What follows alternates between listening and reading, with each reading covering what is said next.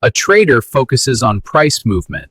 A builder focuses on asset accumulation. One obsesses over charts, the other tracks ownership. Traders measure success daily. Builders measure progress yearly. Short timelines magnify emotion. Long timelines smooth it. Trading creates dopamine spikes. Wins feel powerful. Losses feel personal. It becomes a psychological cycle. Building creates stability. Small deposits. Reinvested dividends. Gradual expansion. Quiet momentum. Look at long-term wealth creators. Many rely on broad ownership, often through diversified index exposure tied to benchmarks like the S&P 500. Not constant trading, consistent participation. What's the next breakout? What's the next breakout? How many productive assets do I own?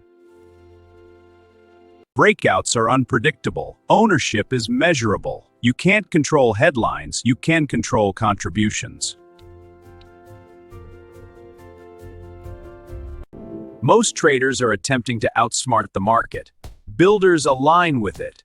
They don't compete with time. They use it. The trader's edge depends on being right repeatedly. One requires precision. The builder's edge depends on staying invested consistently. The other requires discipline. Precision under pressure is rare. Discipline over decades is powerful and surprisingly accessible. Trading amplifies volatility. Building absorbs it. Volatility is noise in the short term, opportunity in the long term. The trader refreshes apps hourly. The builder reviews strategy quarterly. Different rhythms. Different outcomes. When markets fall, traders panic. Builders rebalance. One reacts emotionally. The other follows a plan. The builder understands cycles. Bear markets are not personal attacks. They are structural phases, temporary contractions in long-term expansion. Stop trading. Start building. Because wealth doesn't reward the fastest hand.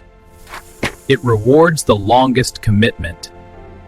Here's the truth most people avoid. Trading is exciting. Building is repetitive. And repetition feels boring until it becomes powerful. Wealth is not created in moments of brilliance. It is created in systems, automated contributions, reinvestment, patience.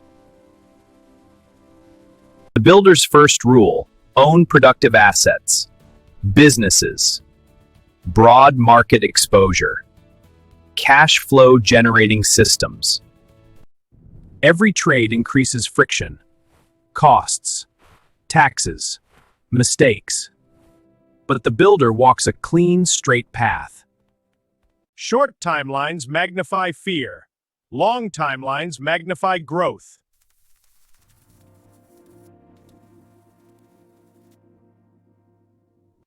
History favors ownership.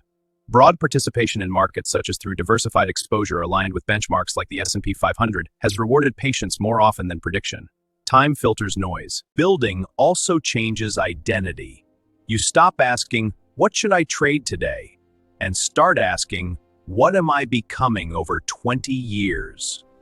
The real investor's edge is psychological, emotional stability, consistency under uncertainty, calm during volatility.